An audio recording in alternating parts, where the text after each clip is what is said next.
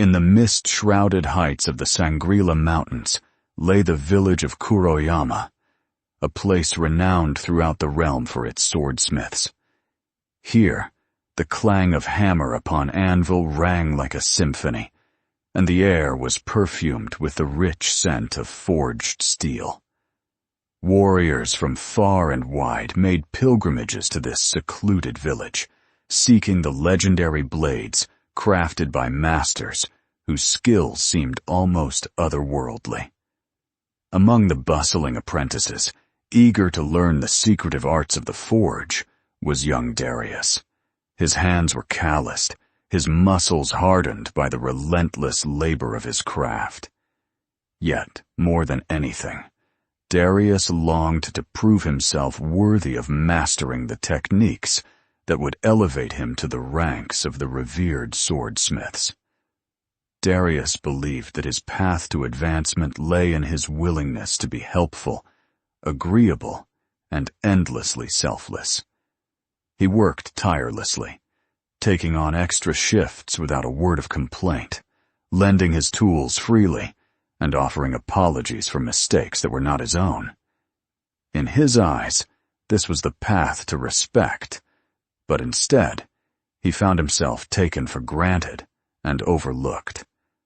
The senior smiths assigned him menial tasks, favoring other apprentices who were more assertive, though less diligent. Darius, however, held hope in the silent mentorship of Master Ishida, the elder swordsmith, whose blades were sought after by kings and warriors alike. Yet, Ishida seemed indifferent to Darius's eager offers of assistance, his focus always on the glowing forge before him. One fateful day, a wealthy merchant, his voice laced with impatience and arrogance, strode into the workshop. He demanded that Ishida hasten the crafting of a sword, waving a pouch of gold as an incentive. Darius, expecting Ishida to bow to the merchant's demands, was taken aback when the old master merely nodded, stating his timeline would not alter. The merchant's face twisted into anger, but Ishida, unperturbed, turned back to his forge, ignoring the insults hurled at him. Darius watched, bewildered, as the merchant, after a few moments of impotent rage, swallowed his pride and agreed to Ishida's terms. Puzzled, Darius approached Ishida later, asking why he had not been more accommodating. In response, Ishida placed 2 swords before him. One, hastily crafted to satisfy a demanding client, was marred by fractures and imperfections. The other, crafted with patience and care, was flawless, its blade gleaming like a mirror. Generosity without boundaries destroys both giver and receiver, Ishida said, his voice a low rumble. True service means maintaining the standards that create genuine value. The lesson, simple yet profound, struck Darius like a thunderbolt. He realized that his attempts to please everyone had only served to diminish his own worth. With newfound resolve, Darius began setting clear boundaries, recognizing the difference between authentic generosity and the self-defeating compliance he had practiced.